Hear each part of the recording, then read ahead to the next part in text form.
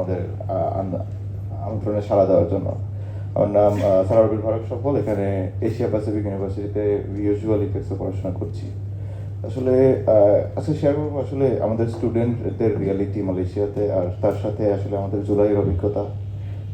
জুলাই মাসে যখন আসলে ইন্টারনেটটা শাটডাউন করে দেয়, এটা ছিল আসলে বিরাট একটা টার্নিং পয়েন্ট। তো আসলে আমরা এখান থেকে অন্ধকার অনুভব করেছি, কিন্তু আসলে তার আগে তো কেউ কিছু লিখতে পারতো না ফেসবুকে, কিন্তু আমরা তখন থেকে লেখা শুরু করি, কারণ আমরা বুঝতাম না যে আসলে আমাদের বাবা মা ঠিক আছে কিনা শহরাঞ্চলে। কারণ যেভাবে স্নাইপার থেকে অন্তত আমরা পিনাকিদার লাইভ দেখতাম, নাহিদ ভাইয়ের তার ইন্টারনেট ওপেন হওয়ার পরে নাহিদ ভাইয়ের লাইভ আসতো, আসিফ মাহমুদ ভাইয়ের, সাজিদ ভাইয়ের। তো আসলে ফ্যামিলি হাইড করে লিখতাম, কিন্তু ইন্টারনেট আসার পরে আমার বাবাকে আসলে থ্রেট করা হয় এবং পোস্টটা রিমুভ করতে বলা হয়, but I refuse. I never even did change the privacy to only me, because হাসিনার প্রতি আমরা চরম বিরক্ত ছিলাম সে সময়, আর এখনও আছি। আর নাহিদ ভাই, এটার ইন্সপিরেশন ছিল আসলে নাহিদ ভাই যখন শহীদ মিনারে স্বাক্ষর করছিল এক দফায়, ঐতিহাসিক এক দফায়, তখন আমরা আসলে ইন্সপিরেশন পেয়েছিলাম যে উনি তো জানে যে হেরে যাওয়া মানে সার্টেন ডেথ, কারণ ওটা গুম খুনের সরকার, কিন্তু উনি তারপরেও এটা করছিলেন, মানে তার মধ্যে একটা কনফিডেন্স ছিল। প্লাস উনি যেহেতু কনফিডেন্ট আছে, উনি যেহেতু এই শক্তিটা দেখাইছে, তাহলে আমরা কেন দেখাতে পারি না? আমরা আসলে তখন পুরো বাংলাদেশিরাই, এবং আমি নিজেও আসলে আমার ইউনিভার্সিটিতে গিয়ে আমার ইউনিভার্সিটির কমিউনিটির সাথে কথা বলি যে আমরা আসলে একটা এখানে হয়তো হাই কমিশনের জন্য যেতে দেবে না, কারণ আপনারা জানেন এশিয়া প্যাসিফিক ইউনিভার্সিটি সব প্রায় 90% বিদেশি স্টুডেন্ট, ওরা আসলে ওভাবে যেতে দেবে না, কারণ সব ভিসা ইমিগ্রেশনের জটিলতা আছে। আমরা চেষ্টা করলাম। তখন এপিইউতে আমার একটা জাপানিজ ক্লাসমেট জিজ্ঞেস করলো যে হোয়াটস happening in your country right now. আমি তখন তাকে নাহিদ ভাইয়ের যে আহত হওয়ার যে ছবি, ওগুলো দেখালাম। আসলে ওরা ওদের গায়ের লোম দাঁড়িয়ে গেল। আসলে নিজের দেশের প্রতি কেউ এরকম করতে পারে, নিজের দেশের মানুষের প্রতি। তো তারা বিশ্বাস করতে পারছিল না। আর এমন একটা নির্যাতন।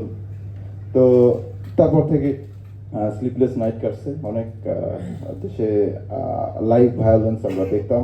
তারপরে আবারও ইন্টারনেট নিয়ে যে বিভিন্ন কাহিনী হলো, তারপরে আসলে সোশ্যাল মিডিয়াতে আমরা অর্ধেক তাকে আউট করে দিয়েছিলাম বাংলাদেশ থেকে, তার বাকিটা তারপরে আমরা নাইট ভাইরা তো ছিলই রাস্তায়। পার্সোনালি এনসিপি আসলে আমাদের টার্গেট, আমরা বলবো না যে আমাদের target next election, our target is this election. আমরা চেষ্টা করবো যে আমরা যেন এখনই স্মার্ট, ডিজিটাল আর মডার্ন যে রাজনীতি, সেটা যেন আমরা এখন থেকে শুরু করতে পারি। বাংলাদেশের মানুষকে এটাতে অভ্যস্ত হতে হবে। আর সে সময় তো আমরা এখানে আমরা যারা রেমিটেন্স যোদ্ধা ভাইয়েরা আছে, তারা তো সবাই রেমিটেন্স বন্ধ করে আমাদেরকে অনেকভাবে সাহায্য করছে। তারা কারণ রেমিটেন্স বন্ধ না হলে তো তারা ওইভাবে তো সেটাকে গুরুত্বের সাথে নিত না। তাই প্রবাসীদের যে বিরাট ভূমিকা সেটা ওখান থেকে ছিল। আর পেইনফুল রিয়েলিটি যেটা বলতে চাচ্ছিলাম মালয়েশিয়ার স্টুডেন্টের জন্য, ডক্টর ইউনুস স্যার সেদিনকে আসছিলেন মালয়েশিয়াতে।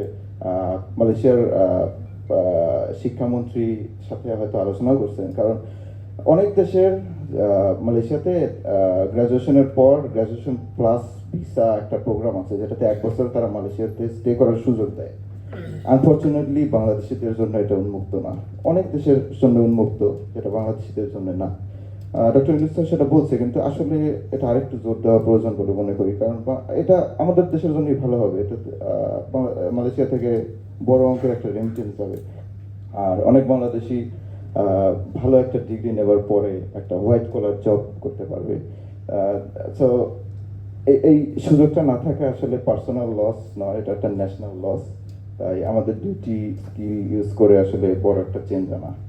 তো আমি শুধু এটা বলেই শেষ করবো যে আসলে আমরা আমাদের ভিতরে যদি কারেজ থাকে, কনফিডেন্স থাকে, আমরা যেটা এই জুলাইতে করে দেখাইছি, আমরা আগামী ইলেকশনেও করে দেখাবো, সামনেও করে দেখাবো।